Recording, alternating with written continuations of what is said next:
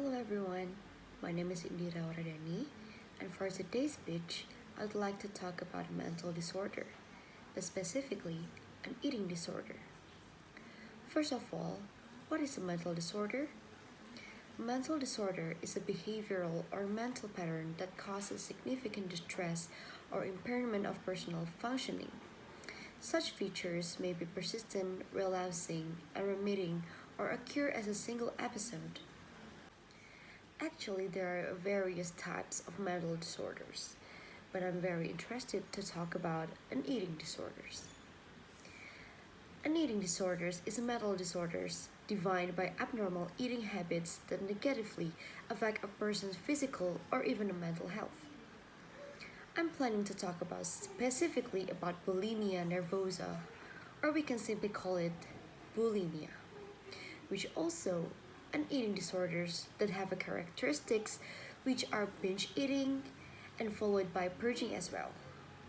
Binge eating is a condition where someone cannot control their appetite and usually refers to eating large amount of food in a short amount of time. The cause of eating disorders isn't clear, but there are few causes that just make sense, such as genetics, and based on the book entitled The Diagnostic and Statistical Manual of Mental Disorders, eating disorders are classified as a depression and anxiety which can lead to another mental disorder. So this is something that we cannot ignore.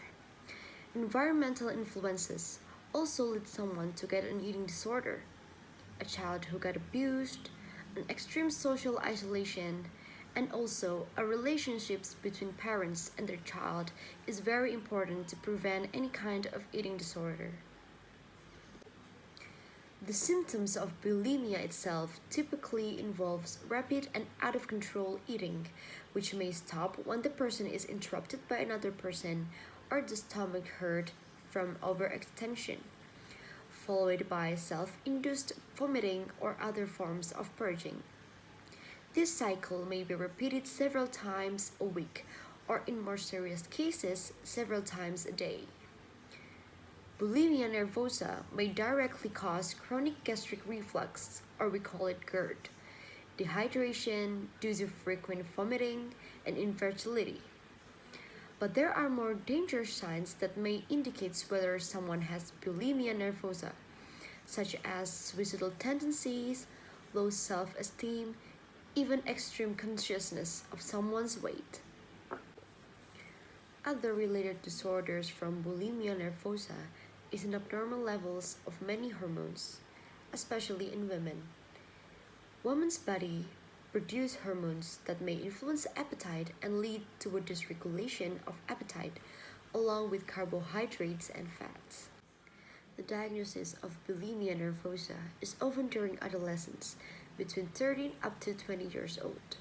In many cases, have previously suffered from obesity. There are two types of treatment given to those suffering with bulimia nervosa. It's called psychotherapy, which record how much food they eat and periods of vomiting, using CBT or cognitive behavioral therapy. And medication is also works on bulimia nervosa by consuming some kind of antidepressant. I'm going to give you the examples of someone who has a bulimia nervosa, such as Demi Lovato and Lady Gaga. These are the most famous singer and songwriter who got a bulimia for several years, but they still can do their job professionally or even released a song. In conclusion, we don't have to fulfill someone's desire. Just because we want to look great to others, we forgot that we don't appreciate ourselves enough. And we should stop think about the media portrayals about ideal body and start doing something that we personally comfortable with it and love it. Thank you very much for listening my speech. I hope you can get a good message from it, and yeah, thank you.